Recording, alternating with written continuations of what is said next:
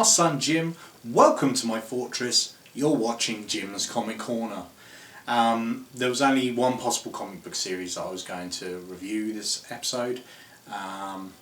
Unfortunately, the incredible artist and writer Darwyn Cooke passed away, so I figured what better way to celebrate someone's incredible life than to talk about one of his best works. And for me, that's got to be DC's New Frontier. This book basically bridges the gap between the golden age of comics and the silver age of comics, roughly. It starts in the 40s, a little bit in the 40s, sort of post World War II, but then mostly jumps into sort of 50s up to 1960. Cold War era, things like that. There's a general sort of unrest within the population. It tackles a number of things. It tackles the war and how people felt about it. It tackles racism.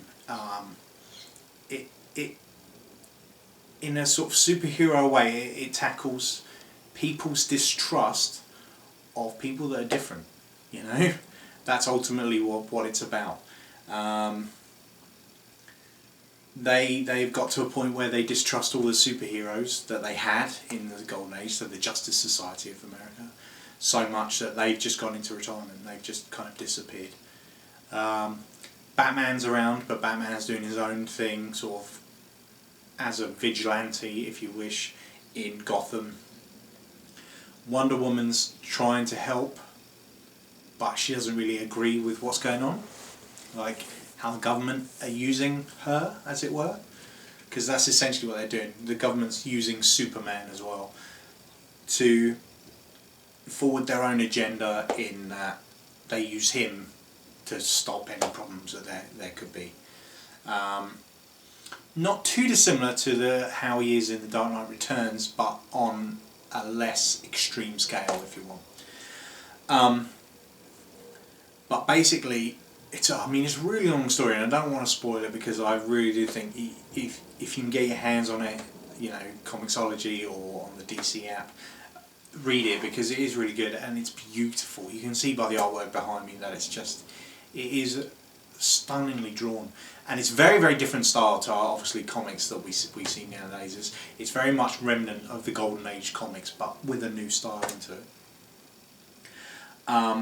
It deals with a number of superheroes' origins. Martian Manhunter, Green Lantern. It also deals with Barry Allen, the Flash, and how he's dealing with this whole people need him to help, but at the same time they don't want him helping. Like, the government don't want superheroes around at all.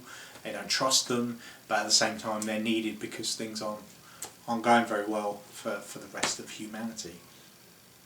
That's kind of how the first book is, because it's split into two books really. That's kind of how the first part is dealt with. You've got Martian Manhunter coming down from Mars accidentally. I don't want to get into too much about that. And then him trying to, because it goes through a number of years, him trying to adjust to living on Earth and how Earthlings are, and him realising that he has to hide who he is because Earthlings don't trust people, don't trust anything that's not the norm. Unfortunately, it's a story that still rings true to this day, too much so, which baffles my mind, because I'm like, are we not more evolved than this? But anyway, that's a different video. Here we're talking about comics. The second part of it, basically what happens, not to go into too much detail, but an event happens that kind of brings all of the old guard of the superheroes kind of together in a way, but also brings in a ton of the new ones that didn't want to come out, or they're hiding their powers, or they just decided that even though they had powers, they were never going to do anything with it. Bring them together to fight a common foe, essentially. So it ends with bringing, you know, this, not just the superheroes together, but humanity as a whole. Now, that's a bit of a spoiler, but at the end of the day, that's what a lot of comic books do anyway. So it's not a spoiler of how they get there. And the story of how they get there and the way it's done, and it's split between all the different characters. It's not just everyone all together. It's like they deal with a little bit of the Flash, and maybe a little bit of the Green Lantern, a little bit of Superman, a lot of Lois Lane going on in there, Wonder Woman, Batman, who else they got rolling in there? Martian Manhunter, Green Arrow, and how, you know, if they all work together, they can become better. Likewise with the human race, you know, just trust these people a little bit more, and they all bond together, and then it's a lot better for everyone. It's a stunning book. It really is. I thoroughly enjoyed reading it again. I would recommend it to everyone. Darwyn Cooke, DC New Frontier. I don't want to spend ages sitting here talking to you about how good it is, because I want you to read it. I do. I have decided that that's the way my video is going to go. I'm not going to give you breakdown details of the comics. It's not going to be an in-depth review. It's going to be my thoughts on this, because ultimately people need to read more comics, in my opinion. You know, that's where all of these things birth from. You know, this day and age where we've got all these superhero films and whatnot, they came from somewhere, and they came from comics, and I've been a huge comic fan my entire life. So for me, this is my golden age, yeah. Because not only do I still have all my comics, I have all my films as well, and I'd advise more people to check out the comics, because it brings something else to it. It's not just seeing Captain America and Iron Man fight on the screen, or Batman fight with Superman, or what have you. There's more to it, and they can do a lot more in a comic. And you know, and also what I would suggest is, for me, even though we're in a digital age, I still buy my comics. I still buy my physical comics, because it's the tangibility that I love. It's, you know, smelling the ink. It's buying the comic itself. So yeah, by all means, check stuff out on digitally, but go out, head to your nearest comic shop. Smaller comic shops the better, because I want to keep them going as well. But even if the closest things have been Planet, pop in there, grab a graphic novel. The first graphic novel you should start with, at this present moment in time, DC's New Frontier.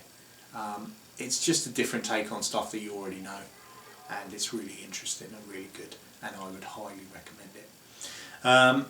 Don't know what my next video is going to be on.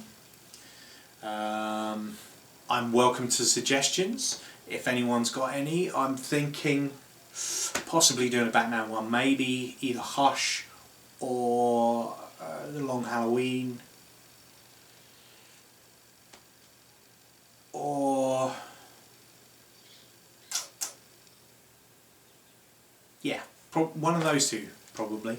So unless you got any other ideas. What's the other one? It's on the tip of my tongue, and I can't remember it. Someone's shouting at me now. Oh, what about this one? Yes, it's that one. Whatever one you're thinking of right now, it's that one. I can't think of it in my head. So yeah, I reckon Batman next time, and then after that, let's take a swerve. Maybe do the Flash or Green Lantern or something like that, or even Wonder Woman, Harley Quinn. Loads. There's loads. So next time, Long Halloween or Hush or no, still not there. Still not there. The one with Azrael in when he takes over from Batman, and I can't remember what it's called. My brain's fried. Anyway, until next time, you've been in my fortress. I'm Lost Son Jim. Have a good one, and I'll see you soon.